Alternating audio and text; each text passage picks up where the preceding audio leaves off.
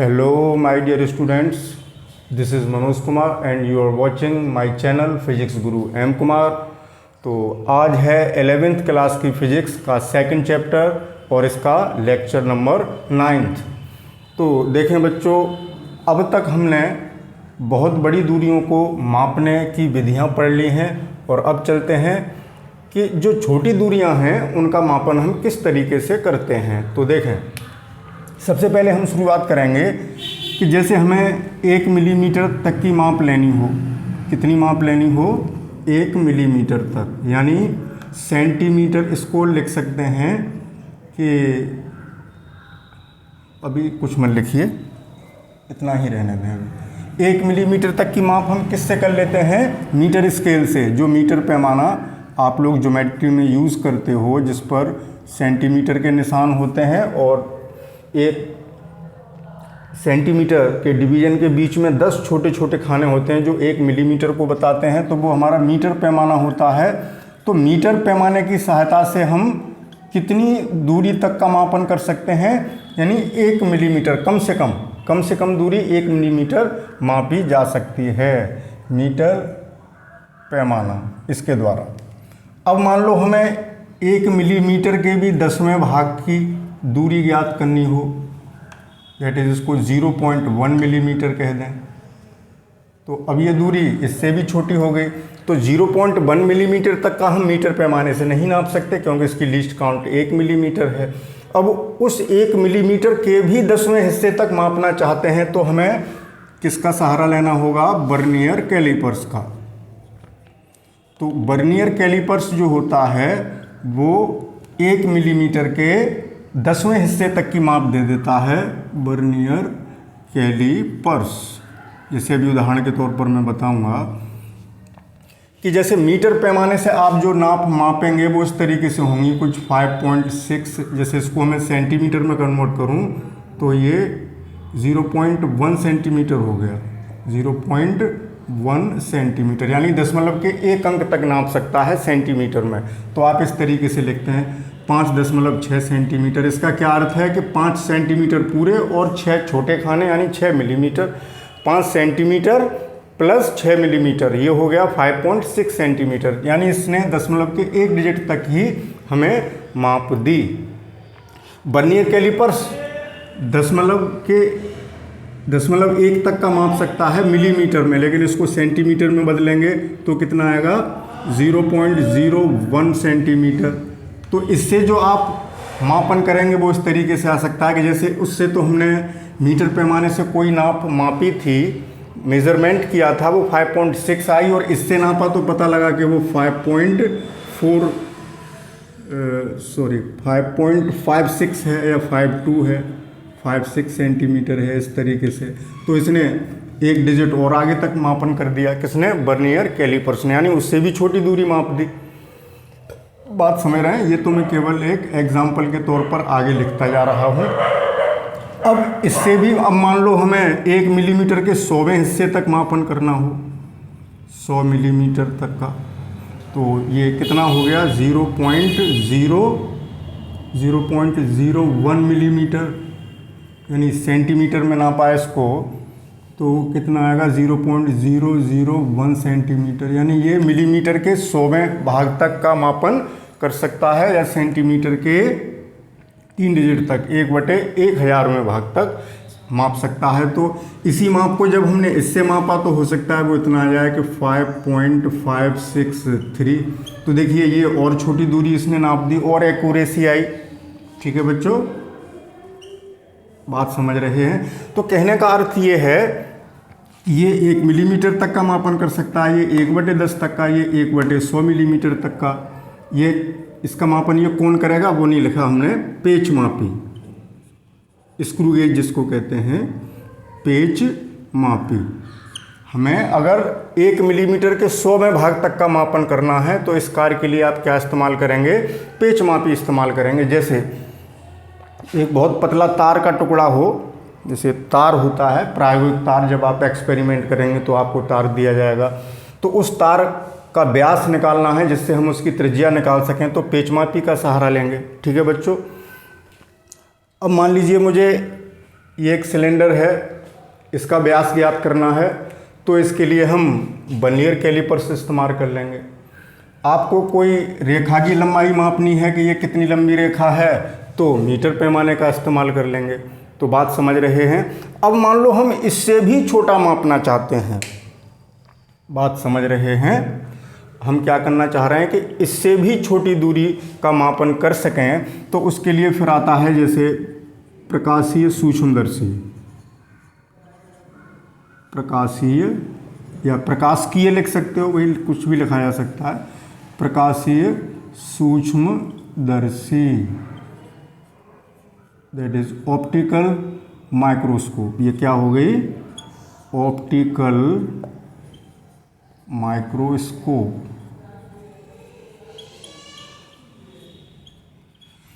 तो प्रकाश की जो सूक्ष्मदर्शी होती हैं, एक बात ध्यान रखनी है बच्चों कि जो सूक्ष्मदर्शी हैं उसमें हम जो प्रकाश प्रयुक्त कर रहे हैं, उस प्रकाश की तरंगदैर्घ्य जिस ऑर्डर की है उसी ऑर्डर तक की दूरी को इससे नापा जा सकता है। उससे छोटी दूरी का मापन उस सूक्ष्मदर्शी से नहीं कर सकते। तो प्रकाशीय सूक्ष्मदर्शी में प्रकाश यूज़ किया जाएगा, और प्रकाश की जो औसत तरंगदैर्घ्य है वो कितनी होती है? 5000 एंगस्ट्रॉम। इसको मीटर में कन्वर्ट करें तो कितनी हो जाएगी? 5000 गुणा 10 की घात माइनस 10 मीटर। इसको लिख सकते हैं 5 गुणा 10 की घात माइनस 7 मीटर। और इसको लिख सकते हैं, ये मीटर आ गया, तो 5 गुणा 10 की घात माइनस 7 मिलीमीटर में कन्वर्ट करोगे तो 10 की घात 3 कर दोगे, मिलीमीटर आ गया। क्योंकि अभी हम मिलीमीटर की बात कर रहे थे कि ये 1 मिलीमीटर तक का मापन करेगा, ये 1 मिलीमीटर के 10वें हिस्से तक, ये 1 मिलीमीटर के 100वें हिस्से तक। अब ये कितना करेगा उसको देख लेते हैं, क्योंकि इसमें हम श्वेत प्रकाश इस्तेमाल कर रहे हैं। और प्रकाश की जो औसत तरंगदैर्घ्य है, देखिए तरंगदैर्घ्य अलग अलग रंगों की अलग अलग होती है, तो ये औसत तरंगदैर्घ्य है, मतलब कहना चाहिए 4000 से लेकर 8000 एंगस्ट्रॉम तक प्रकाश की तरंगदैर्घ्य होती है दृश्य प्रकाश की। किसकी बात हो रही है? दृश्य प्रकाश। एक बात मैं बताना भूल गया, भाई प्रकाश की रेंज तो बहुत बड़ी है, लेकिन हम कौन सा प्रकाश इसमें इस्तेमाल कर रहे हैं? दृश्य प्रकाश, विजुअल लाइट जो होती है जिसको हम देख सकते हैं, दृश्य प्रकाश, उसकी औसत तरंगदैर्घ्य है। तो इसको मिलीमीटर में कन्वर्ट किया तो कितना आ गया? 5 × 10⁻⁴ मिलीमीटर। इसको मैं ऐसे लिख सकता हूँ कि बराबर, मैं आगे लिख देता हूँ, वही जगह की थोड़ी वो रहेगी। इसको मैं नीचे ले आऊँ बच्चों, तो नीचे कितना हो जाएगा? 5 नीचे आगे 1 2 3 4 0, और ये कट जाएंगे 2000 बार, तो 1/2000 मिलीमीटर तक। यानी ये इतना मापन कर सकता है। 1 मिलीमीटर के भी 2000 में गुने छोटे भाग की भी दूरी इससे मापी जा सकती है, क्योंकि इसकी जो अल्पतमांक कहना चाहिए उसकी सीमा ये हो गई, क्योंकि 1 मिलीमीटर का 1/2000 में भाग है, तो इससे भी और छोटी दूरी का मापन हो गया। अब दूरियां इससे भी बहुत छोटी होंगी। तो ऐसे ही एक सूक्ष्मदर्शी और होती है जिसको इलेक्ट्रॉन सूक्ष्मदर्शी कहते हैं। इलेक्ट्रॉन सूक्ष्मदर्शी। तो ये लिमिट बच्चों यहाँ पर आ गई। तो यहाँ जैसे ये लिमिट आ रही हैं, जैसे ये जो लिमिट है, ये इसकी लिमिट ये है, पेच मापी इतना मापन कर सकती है। तो सूक्ष्मदर्शी की कितनी आ गई? अभी हमने निकाल दिया 1/2000 मिलीमीटर तक। इसी क्रम में लिख रहा हूँ मैं, जिससे आपको तुलना करके समझने में आसानी हो। अब ये तो मैंने हल करके दिखाया कैसे आ गया, तो इससे इतना मापन कर सकते हो। अब इलेक्ट्रॉन सूक्ष्मदर्शी से क्या होगा?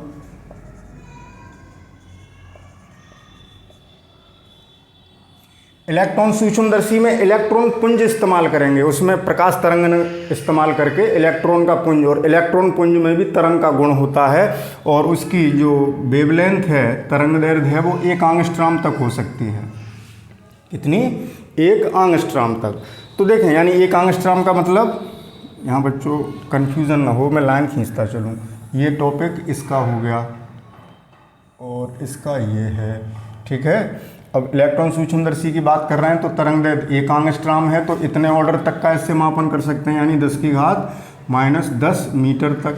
इसको भी मिलीमीटर में कन्वर्ट करके दिखा देते हैं, तो कितना आ जाएगा 10⁻7, क्योंकि 10⁻3 का गुणा करोगे तो मिलीमीटर।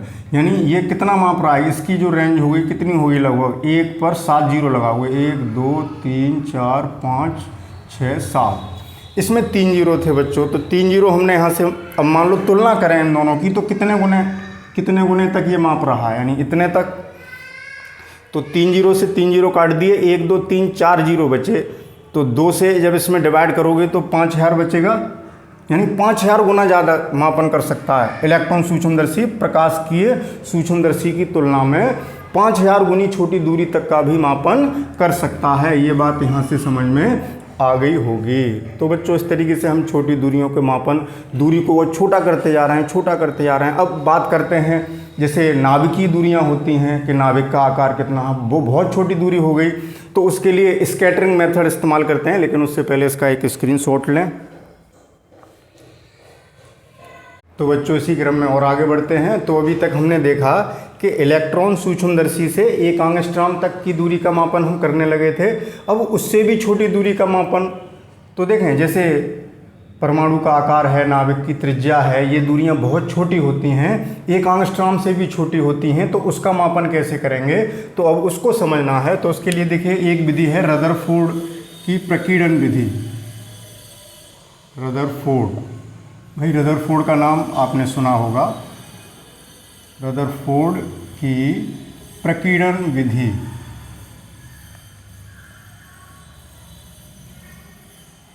प्रकीर्णन विधि यानी स्कैटरिंग मेथड जिसको कहेंगे, क्या कहेंगे, स्कैटरिंग मेथड।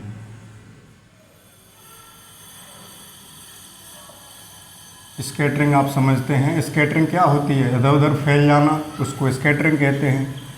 तो जैसे कोई किरण ऐसे जा रही है और उसका रास्ता डाइवर्ट हो जाए सामने अवरोध आ जाने से, तो उसको प्रकीर्णन कह देते हैं, फैल जाने का क्रिया। या प्रकीर्णन, प्रकाश का प्रकीर्णन भी पढ़ के आए हैं, तो इस टॉपिक के हेडिंग में आपको कोई दिक्कत नहीं होनी चाहिए।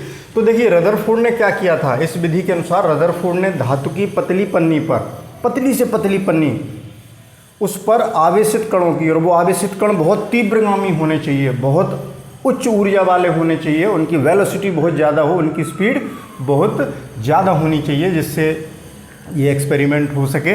तो इसमें उन्होंने जब धातु की पतली पन्नी पर आवेशित कणों की बौछार की थी, तो उस प्रयोग को करके परमाणु के नाभिक की त्रिज्या की गणना की थी। तो रदरफोर्ड ने, जैसे आप परमाणु जानते ही हैं बच्चों, जैसे परमाणु ये होता है और उसके अंदर नाभिक होता है, और यहाँ इलेक्ट्रॉन चक्कर लगा रहे होते हैं, और इसमें प्रोटॉन और न्यूट्रॉन होते हैं। तो ये जो नाभिक है इसकी त्रिज्या की बात हो रही है। तो जो नाभिक की त्रिज्या है रदरफोर्ड ने कितनी कैलकुलेट की, 10⁻⁻14 मीटर की कोटि की। ये कोट मान है उसका, कोटि ऑर्डर है, 10⁻⁻14 मीटर। क्या है ये, नाभिक की त्रिज्या।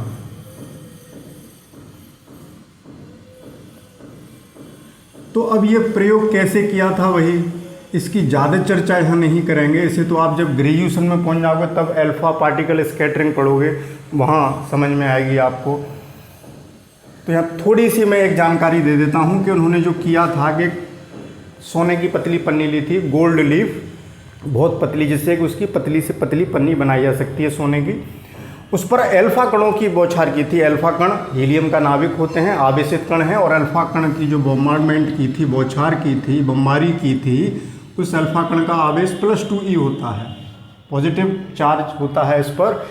तो अब जैसे यहाँ एक पन्नी है, यहाँ पन्नी है, और पन्नी में, पन्नी परमाणुओं से मिलकर बनी होगी और परमाणु के अंदर नाभिक भी होगा। तो उस पन्नी का एक नाभिक मैंने ये दिखा दिया, जैसे दिस, ठीक, बात समझ रहे हैं। तो हुआ क्या था कि जब पन्नी पर, जैसे ये तो नाभिक है, किसका है, जो हमने पन्नी ली है वो धनावेशित होगा, अल्फा कणों की बमबारी की, बौछार की, आवेशित कणों की। तो कुछ अल्फा कण सीधे निकल गए, कुछ अधिक कोण पर विक्षेपित हुए, कुछ न्यून कोण पर विक्षेपित हुए, कुछ बिल्कुल वापस आ गए। ठीक है, ये एक्सपेरिमेंट की एक थोड़ी सी जानकारी दे रहा हूँ। जैसे कुछ अल्फा कण तो ऐसे गए और यहाँ से वापस लौट आए। ठीक है बच्चों, बात समझ रहे हैं। और कुछ पार निकल गए इस तरीके से, समझ रहे हैं। कुछ न्यून कोण पर विक्षेपित हुए, कुछ अधिक कोण पर विक्षेपित हो गए, ऐसे करके। तो इस तरीके से एक्सपेरिमेंट किया था। तो इसी अल्फा कण तो सीधे सीधे जा रहे थे, उनका इधर उधर हो जाना ही क्या कहलाता है, प्रकीर्णन कहलाता है। तो इस प्रयोग के आधार पर अब ये कैसे निकाली थी, ये अभी आपके स्तर की बात नहीं है, यहाँ केवल एक जानकारी देनी थी मुझे। यहाँ पर फिर वैद्युत प्रतिकर्षण बल लगेगा धनोधन आवेश में, अभी आपने ये पढ़ा नहीं है, इसलिए मैं ज़्यादा इसकी चर्चा नहीं कर रहा हूँ। तो इसी प्रयोग के आधार पर उन्होंने परमाणु क्या है उसकी बात रखी थी कि सेंटर पर नाभिक होता है, क्योंकि सेंटर वाले अल्फा कण बिल्कुल वापस आ रहे थे, और यहाँ खाली स्थान होता है, जिससे कि ये नाभिक के चारों ओर कक्षाएं होती हैं जिनमें इलेक्ट्रॉन चक्कर लगा रहा है। यहाँ पर जो खाली स्थान है उससे कुछ पार निकल गए, कुछ अधिक कोण पर विक्षेपित हुए। इस तरीके से इस प्रयोग के आधार पर परमाणु की जानकारी, मतलब परमाणु की व्याख्या की गई थी रदरफोर्ड के द्वारा। तो बच्चों ये आगे के स्तर की बात है, इसकी डिटेल। तो कहने का अर्थ यह है कि रदरफोर्ड स्कैटरिंग मेथड से हम परमाणु के जो नाभिक है उसकी साइज, उसकी त्रिज्या का आकलन कर लेते हैं, जो कि इतना था। तो अब हम आगे चलेंगे।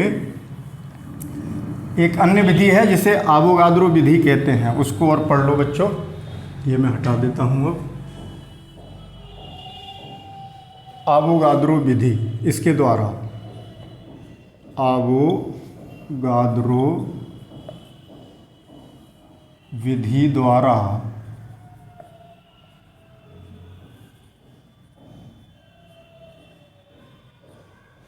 परमाणु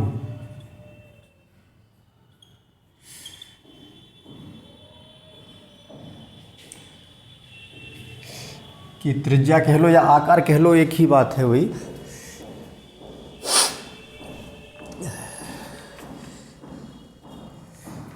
कहाँ गया बच्चों? त्रिज्या कह लो, त्रिज्या माप रहे हैं, या त्रिज्या मापने का अर्थ क्या हो गया, आकार का मापना। आवोगाद्रो विधि द्वारा परमाणु के आकार की गणना कैसे कैलकुलेट करेंगे, आवोगाद्रो मेथड से। तो पहले आवोगाद्रो की परिकल्पना समझ लेते हैं जो यहाँ पर इस्तेमाल होगी, तभी आपको समझ में आएगा कि आवोगाद्रो मेथड किस तरीके से इसको इस्तेमाल करके हम परमाणु की त्रिज्या ज्ञात कर सकते हैं। तो पहले आवोगाद्रो की परिकल्पना समझेंगे बच्चों। तो आवोगाद्रो की परिकल्पना के अनुसार पहले मैं समझा दूं कि जैसे हमारे पास कोई पदार्थ है, मान लीजिए ये पदार्थ है, इसका कुछ आयतन होगा, ठीक, इस पदार्थ का कुछ आयतन होगा। तो अब मान लीजिए इस पदार्थ का जो आयतन है, इस आयतन में बहुत सारे परमाणु होंगे। उन परमाणुओं का आयतन कितना होगा, इसके आयतन के बराबर नहीं होगा। मान लो इसके अंदर जितने भी परमाणु हैं उनका आयतन और इस पदार्थ के आयतन में अंतर होगा। क्यों होगा? क्योंकि जो परमाणु हैं, जैसे ये परमाणु हैं, वो बिल्कुल सटे हुए नहीं होंगे, उनके बीच में परमाणविक दूरियां भी होंगी, गैप होंगे, तो बहुत सारा स्थान, रिक्त स्थान रह गया। तो इन परमाणुओं का जो वास्तविक आयतन होगा पदार्थ के आयतन से कम होगा, और वो कितना होता है, इस पूरे पदार्थ के आयतन का 2/3 होता है। कितना होता है? जो इन परमाणुओं का आयतन अगर हम निकालें वो 2/3 होगा। कितना? 2/3 ऑफ V।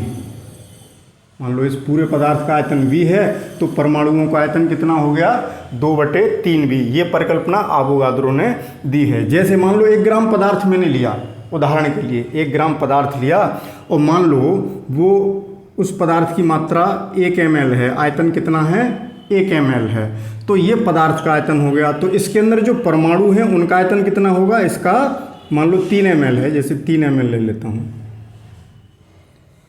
ये 3 ml पूरे पदार्थ का आयतन हो गया। तो इसके अंदर जो परमाणु हैं उनका आयतन कितना होगा, इसका 2/3, 3 का 2/3, 3 से 3 तो वो 2 ml होगा। यानी ये बच्चों उदाहरण के लिए समझाने के लिए है। तो 1 ml जगह ऐसी है जो खाली है, रिक्त है, इसलिए 2/3 कहा गया है। ये आवोगाद्रो ने बताया था। तो इस परिकल्पना को मैं यहाँ बच्चों लिख देता हूँ। आवोगाद्रो की परिकल्पना के अनुसार किसी पदार्थ के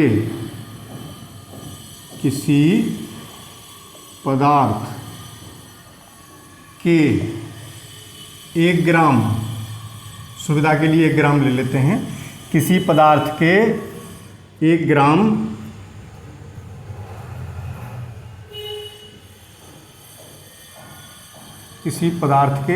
ग्राम द्रव्यमान में, ऐसे लिख लो, 1 ग्राम द्रव्यमान में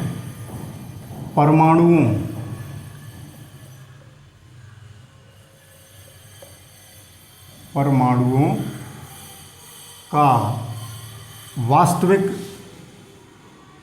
आयतन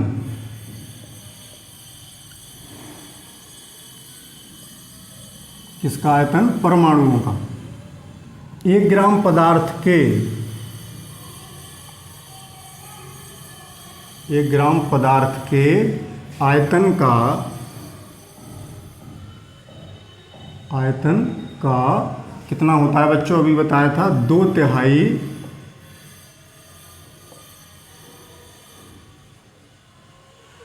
होता है। ये स्टेटमेंट, ये परिकल्पना आवोगाद्रो ने दी थी। तो इसी का इस्तेमाल हम करेंगे परमाणु की त्रिज्या ज्ञात करने में। तो देखें, अब मान लीजिए हमारे पास कोई पदार्थ है, तो उसका जो मोलर द्रव्यमान है वो m है। तो माना किसी परमाणुविक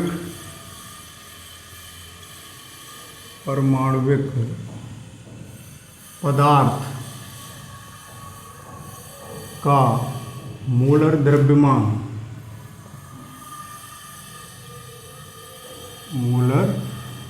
द्रव्यमान कितना है, कैपिटल M है। इस बात को कैसे समझोगे, जैसे कार्बन लिया हमने, मान लो एक पदार्थ, जैसे आपने पदार्थों के नाम पढ़े हैं, बहुत सारे होते हैं, तो कार्बन ले लिया हमने, तो कार्बन का मोलर द्रव्यमान 12 होता है। आप पिछली कक्षाओं में पढ़ के आ रहे हैं। तो जैसे कार्बन का उदाहरण लें तो कार्बन का मोलर द्रव्यमान m है। तो आवोगाद्रो ने एक बात बताई थी कि मोलर द्रव्यमान के बराबर द्रव्यमान में परमाणुओं की संख्या आवोगाद्रो संख्या के बराबर होती है। यानी अब हम जैसे कार्बन की बात करें तो कार्बन का मोलर द्रव्यमान 12 होता है। तो अब हमें पदार्थ कितना लेना है, 12 ग्राम लेना है। तो 12 अभी समझाऊंगा थोड़ी देर में। तो इसका अर्थ क्या हुआ कि जितना मोलर द्रव्यमान है उतने ग्राम पदार्थ में, m ग्राम पदार्थ में परमाणुओं की संख्या, m ग्राम पदार्थ में परमाणुओं की संख्या कितनी हो जाएगी, कैपिटल N। N है क्या, यहाँ आवोगाद्रो संख्या है। इसका मान कितना होता है, यहाँ लिख देता हूँ मैं, 6.02 × 10⁻23। इसका अर्थ ये हुआ कि जैसे कार्बन में परमाणु देखना है आपको, कार्बन का मोलर द्रव्यमान m है, वो 12 है। तो 12 ग्राम कार्बन में कितने परमाणु होंगे, इतने होंगे। हम बिना गिने बता सकते हैं। तो 6 ग्राम में निकालने होते तो इसके आधे हो जाते। बात समझ रहे हैं। तो मोलर द्रव्यमान में ध्यान रखेंगे परमाणुओं की संख्या इतनी होगी। अगर यहाँ अणुभार होता तो अणुभार जितने ग्राम पदार्थ में अणुओं की संख्या हो जाती। परमाणु भार है उसका मोलर द्रव्यमान, तो परमाणुओं की संख्या इतनी हो जाएगी। तो इसे हम आवोगाद्रो संख्या कहते हैं। यहाँ n जो है मैं यहाँ अलग से लिख देता हूँ बेटा, यहाँ जगह फिर हमें आवश्यकता है। n क्या कहलाता है, आवोगाद्रो संख्या। और वो संख्या कितनी है वो मैंने यहाँ लिख दी। आवोगाद्रो नियतांक भी कह सकते हैं, या संख्या कह लो या नियतांक कह लो। आवोगाद्रो नियतांक कैपिटल N से ही लिखते हैं इसको। ठीक है बच्चों। तो अब हमें निकालनी यानी m ग्राम पदार्थ में इतने परमाणु हो गए, तो 1 ग्राम पदार्थ में, क्योंकि हम 1 ग्राम लेके चल रहे हैं सुविधा के लिए, तो 1 ग्राम पदार्थ में परमाणुओं की संख्या कितनी हो जाएगी, n/m। ये तो कक्षा 2 की बात होगी भाई, छोटे स्टैंडर्ड की, कि m ग्राम पदार्थ में इतने परमाणु, तो 1 ग्राम में कितने, m का भाग कर दिया, इतने परमाणु होंगे किसमें, 1 ग्राम पदार्थ में। अब देखें, माना पदार्थ या माना परमाणु की त्रिज्या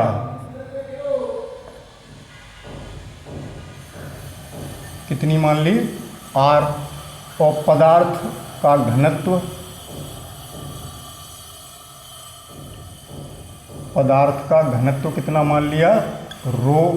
तो अब देखें, एक परमाणु का आयतन निकालना है हमें, परमाणुओं की संख्या ये मिल गई 1 ग्राम में, तो 1 ग्राम में आयतन कितना होगा, पहले एक परमाणु का आयतन निकाल लें। तो 1 ग्राम परमाणु का आयतन कितना हो जाएगा भाई, त्रिज्या r मानी है, ठीक है। तो एक परमाणु का आयतन, एक परमाणु का आयतन, परमाणु कैसे आकार का होता है, गोलीय शेप होती है, तो कितना हो जाएगा, 4/3 पाई r³, ये आयतन आ गया, क्योंकि त्रिज्या r है भाई, गोले का आयतन इतना ही तो होता है।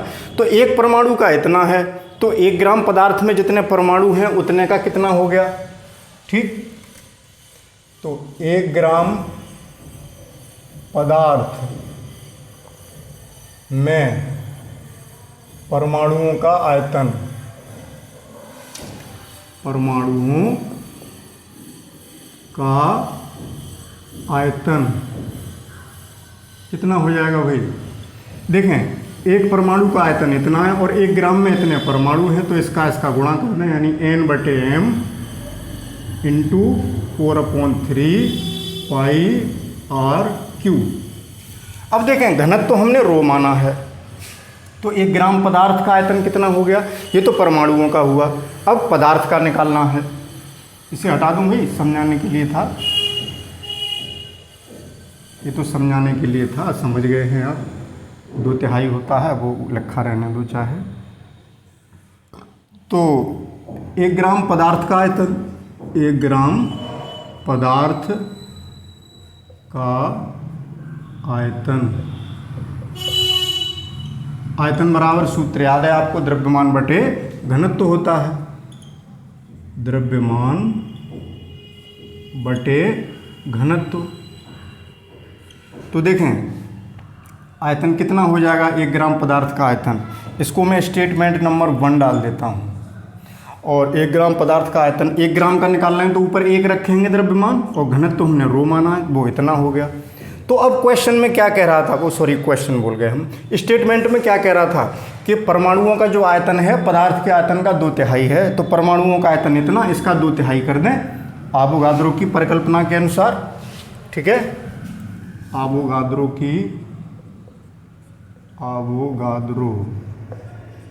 की परिकल्पना के अनुसार क्या हो जाएगा भाई, ये वाला परमाणुओं का आयतन n/m इंटू 4/3 पाई r³ बराबर इस आयतन का 2/3, 2/3 इंटू 1/ρ। यही बात तो कही थी, समझ गए बच्चों। तो देखें अब 3 से 3 कैंसिल आउट और 2 से ये 2 बार कट गया, तो अब मैं कहाँ लिखूँ, पहले आप इसका एक स्क्रीनशॉट ले लें बच्चों। तो बच्चों आपने इसका स्क्रीनशॉट ले लिया होगा, तो अब इसको आगे हल करते हैं। थोड़ा ही बिगाड़ लेते हैं, यहीं कर देते हैं, अब इतने स्थान में हो जाएगा। तो देखें अब क्या रह गया, n/m, और इस 2 से ये 2 बार कट जाएगा, तो 2 पाई r³। सॉरी भाई मार्कर बदल गया बच्चों, एक सेकंड,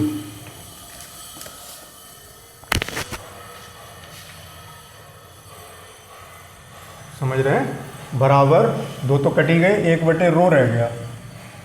चलो ये भी काम कर रहा है, पता नहीं कहाँ, ओके मिल गया बच्चों। इस वाले का यूज़ करेंगे।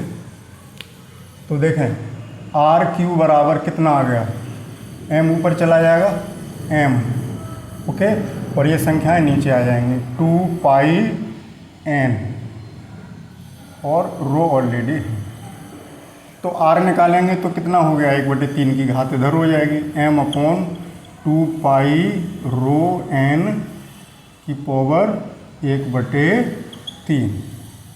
तो अब देखें, पदार्थ का मोलर द्रव्यमान पता हो, पाई हम जानते हैं, 2 तो संख्या है ही, उसका घनत्व तो पता हो, आवोगाद्रो संख्या भी जानते हैं, तो यहाँ वैल्यू पुट करते ही हमें परमाणु की त्रिज्या ज्ञात हो जाएगी।